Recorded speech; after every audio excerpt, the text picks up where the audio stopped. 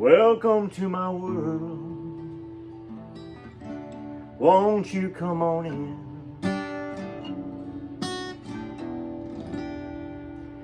Miracles, I guess, still happen now and then. Anyhow, I haven't touched the guitar in like, I don't know, weeks, maybe a month. Gonna have to get my voice warmed back up to be able to sing again. So, let's get to reading, right? Thank you, by the way, for tuning in, subscribing, becoming a member, leaving super thanks. I always loved that song, Welcome to My World. Of course, he's singing a lot higher. I'm more of a baritone, and he's more of a tenor. Elvis can sing higher than me, I know that. Sing pretty low, too. Maybe not as low as Johnny Cash, but pretty low. So what do we got going on? Child Bride. We all know that Priscilla Presley's going to be releasing a new money-making book. She's going to sell the book to all of her minions, and in all honesty, there's a lot of us that are probably going to buy it and read it. And I say that not to insult any of us, including y'all wonderful subscribers, but we'll probably buy it used or when it's on sale because we want to kind of see what's in there. Or maybe I end up buying it or buying a used copy because somebody will buy it and sell it for 20% of what the price was, and then read it to y'all. Is there going to be anything in that book? Certainly is not going to be honest like this book seems to be honest about who Priscilla really is. Child Bride was written by Suzanne Finstead. She is an award-winning author and journalist. She wrote Sleeping with the Devil, Air Not a Parrot, and Ulterior Motives. And of course, y'all have seen her in a lot of TV specials about Elvis. Make no mistake, I don't think Suzanne's a big Elvis fan. I think that she appreciates his place in history, but I don't believe that she's an actual Elvis fan. I could be wrong, but anyhow, let's get into reading. Let me see here. All right, so Elvis is with Larry Geller. Okay. That's it. Elvis told Larry. I quit. I've had it. I'm through with the show business, Larry. I said, what? What do you mean? Is what Larry said. Larry, after what I've seen, I'm not going to go out and make another teeny bopper movie. You've got me on a spiritual path, and that's a good thing. I want to find a monastery. Find me a monastery, Larry. I want to become a monk. First off, that would have lasted for a short period of time. I think Elvis's heart was in the right place. Certainly in the right place, because he... But can you picture that? I can picture Elvis being there for a few days. And he just loved people too much. And he loved to sing too much. And to be a monk, you got to be silent. At least a lot of monks were silent. All right. Elvis was pilloried after his death for this detour from the path of fame. But he was, in the opinions of those closest to him, completely sincere. He was trying to get out of making a movie that he wasn't happy making, said his later backup singer, Kathy Westmoreland. And he wanted to stop making movies and wanted to know what to do with his life, and he yearned for the public again, for live performances. And he was questioning everything. And he wanted to go to a monastery, and he actually even checked one out. Now, the spiritual leader, whom Elvis met at the monastery, convinced him that he was on the right path. That's according to Kathy Westmoreland. That God had him where he was supposed to be. It helped to establish in his mind that he was doing what he was supposed to do. He was just used in a different way. Not everyone had to be a priest. Now, to sing was Elvis's calling, his pulpit, and that was how he touched people's souls.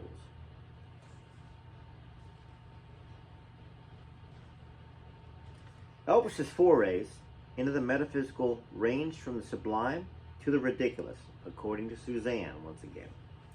This is her opinion, right?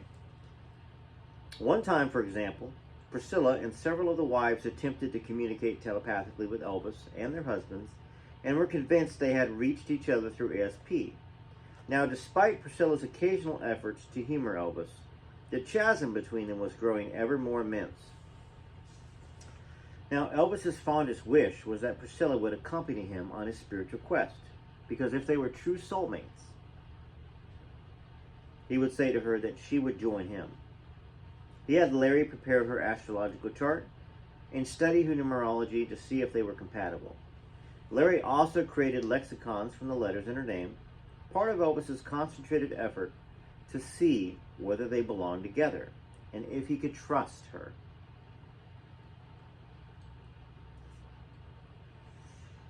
That was an issue with Elvis, recalled Larry.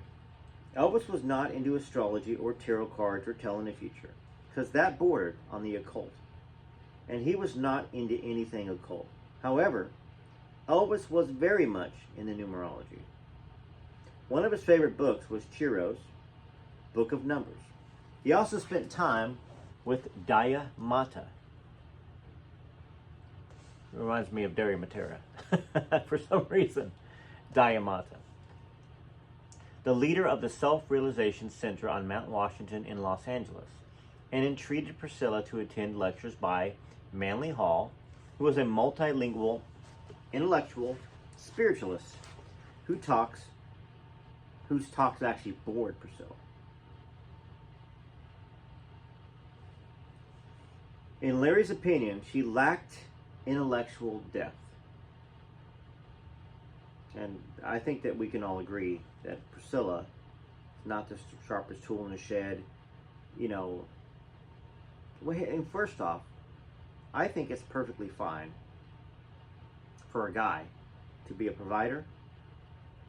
Maybe he doesn't have a specific talent like singing or acting or something like that. And I think it's perfectly fine for a lady to be a mother or a wife and not have a big specific talent.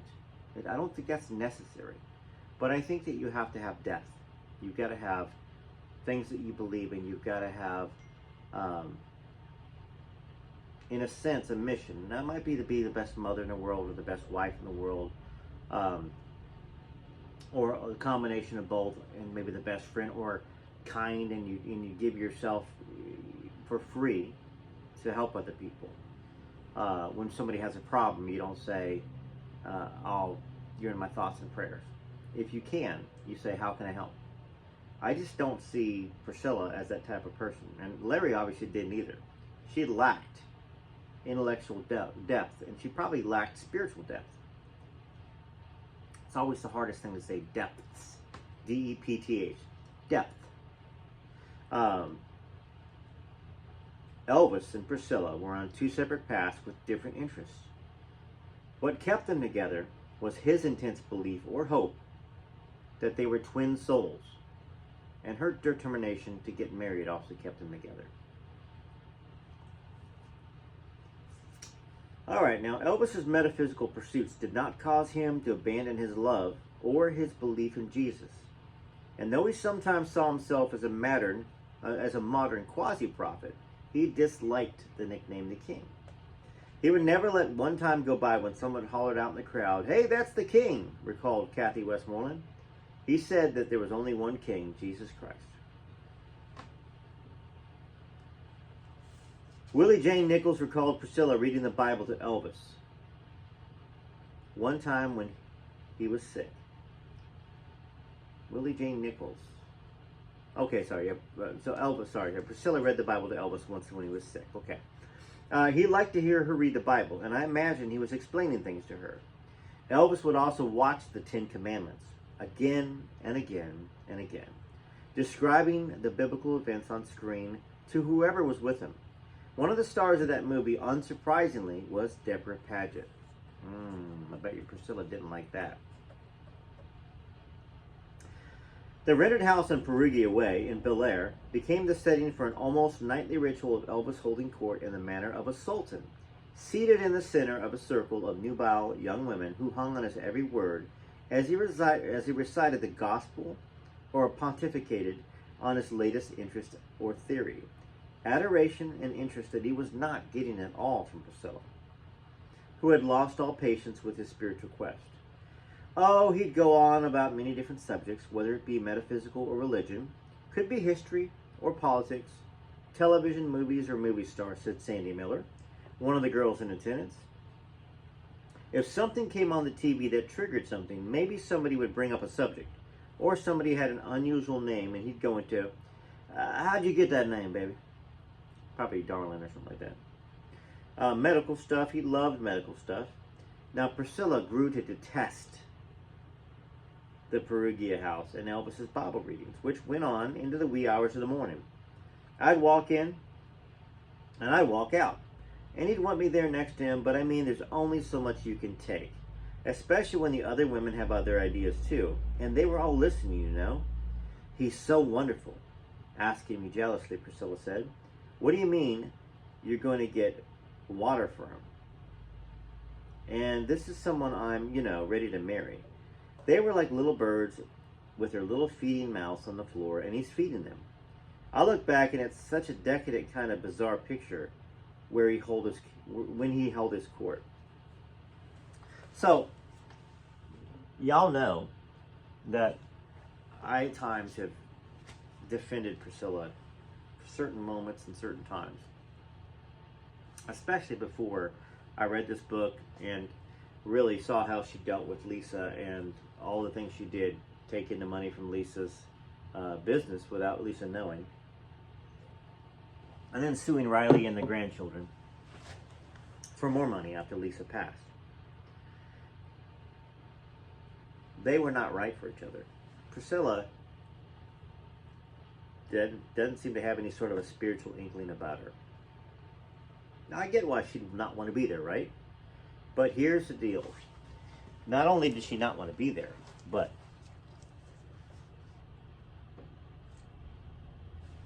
she kept Elvis from finding his true soulmate by pretending just enough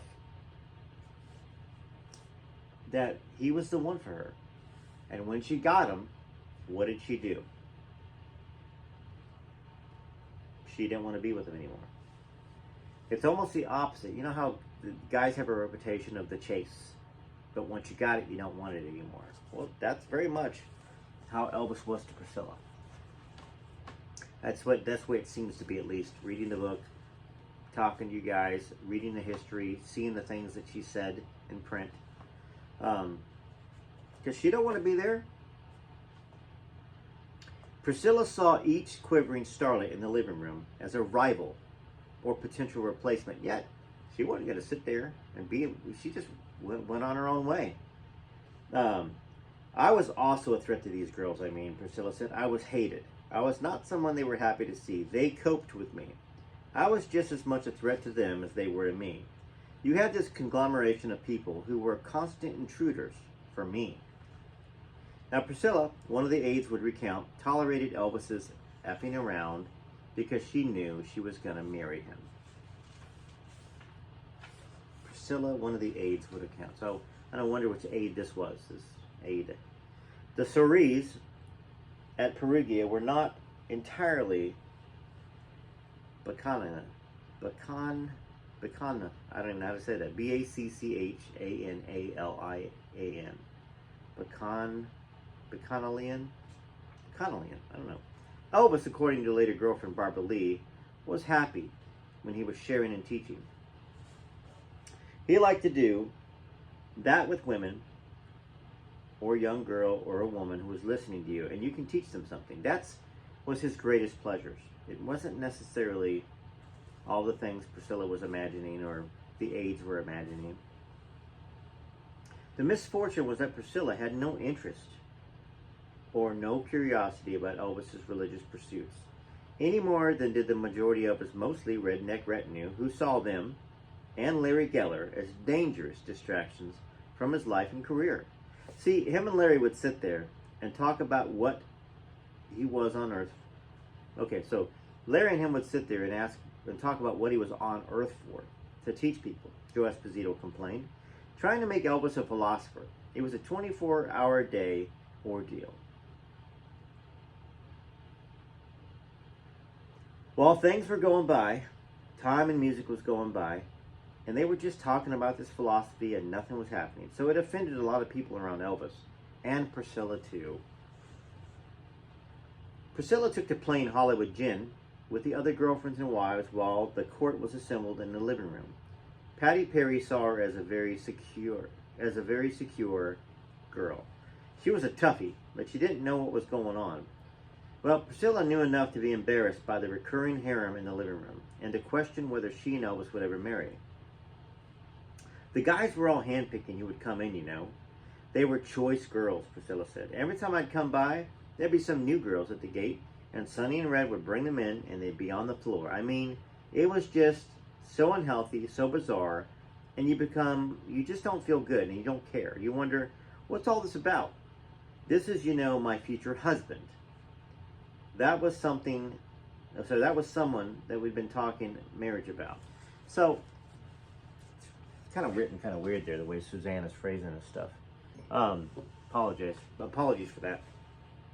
So she was thinking they were going to get married then. How could she think they were going to get married when Elvis was not in a rush to do it? And I owe y'all a video on the topic, and we've talked about this before. Well, Priscilla was pregnant, and that's why they got married. 9 months to the day seems too perfect, right? We're not going to get into that right now. I'll probably have a little discourse on that at some point. I know all the other channels jump on it, and I know that Billy Smith's son, Danny, I think, brought it up. I think that's who brought it up. But I've been talking about it for years. And it's no new thing, right? But we'll never know, right? We do know that Elvis said he was ramrodded into it as his excuse for Red not being there at the wedding, which meant that it was so quick that he couldn't even call people that were close to him. So it certainly wasn't Elvis's idea, right? We'll talk about that later. Let's continue here.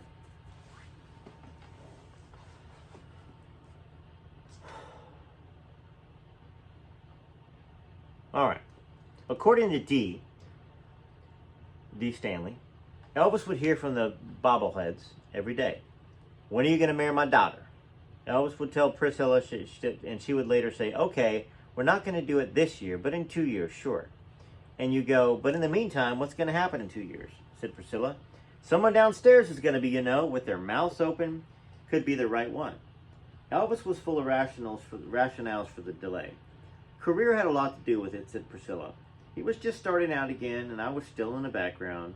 It meant a lot to the Colonel that Elvis still be number one. It meant a lot to Elvis, too, to still be a bachelor. That was the thing, that he had to be a bachelor. They had pretty well come to terms on that. Now, Elvis spoke publicly as if Priscilla existed not at all. He told columnist Hedda Hopper, as a part of the press run he took on me in 1964, that he was really looking now for the right girl to marry. When I do, it'll be just for that, just one time. I know that means I have to follow the rules. Maybe I'm not ready yet. Or maybe I haven't even met the right one. So that's 1964. Priscilla's there at Graceland. But we all know that's what you did in Hollywood, in the music industry. You stayed single. You made people think and hope. Maybe they would be the one. Hedda Hopper repeated rumors that Elvis had been rushing his co-star Jocelyn Lane, words that scarcely added to Priscilla's sense of security. Elvis was also jealous where Priscilla was concerned. He reportedly warned a few of the entourage to keep their distance, and he lashed out at Jerry Schilling in Graceland. Now, we've heard this story before. Jerry said Priscilla came down the stairs one day, and she didn't really look good, and she said she wasn't feeling well. I said, how are you? Is there anything I can get for you? Well, that was the essence of it. That was the essence of it. I doubt that it was exactly like that. That being said, I tend to like Jerry. I know some of y'all don't. Maybe I like Jerry because he looks like a nice guy. I don't know. He also did some pretty cool things in his career. Probably because of Elvis, because he knew Elvis. Managing the Beach Boys, stuff like that. One of my favorite groups. So that was the essence of it, Jerry said. I didn't know that she and Elvis had been in a major fight. She goes back upstairs and she said, at least Jerry Schilling cares. And I bet you she said something even worse than that to Elvis. That just was what I tend to think. So I'm sitting down there. I've been working for Elvis that long. And he comes down, and you could tell his attitude, the way he came down the stairs. And he says, GD. He didn't say GD, he said the full word there. I don't need anyone asking Priscilla how she feels. I'll take care of that. Now, he never looked at me, but I knew where he was coming from. It was the hardest thing that he'd ever said to me. Rumors flew after Priscilla's memoir came out, and she repeated the incident that she and Jerry, who was... Hold on. Rumors flew after Priscilla's memoir came out, and she repeated the incident that she and Jerry, who was an extremely polite and attractive man, had an affair. Okay. It was the rumors. Contrary to all beliefs and speculation, no, we never did, he said. His wife in later years, Myrna Smith, said Jerry told her that he and Priscilla were never romantically involved, and this was likely the truth despite Elvis's fans' suspicions. For Jerry was not known to lie and idolized Elvis too much to betray him with his wife or girlfriend. So, that's where we're going to stop it. But let's talk just for a second about that. Do y'all think Jerry and Priscilla had something going on while Elvis was married or dating Priscilla? Let me know in the comments about that. I'll let you know what I think. I don't think so. I think they had a fondness for each other. You can have a fondness for somebody.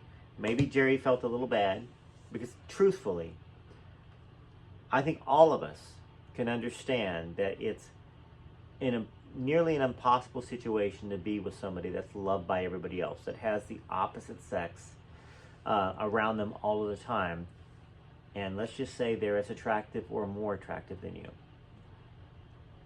I can never fault Priscilla for the insecurities. I can't. And I don't think we can. I don't think you can either. But, you know, I fault her for staying in it to trap him, to get the trappings, to get the fame, to get something out of Elvis. She took from Elvis, in my opinion. She got something from Elvis.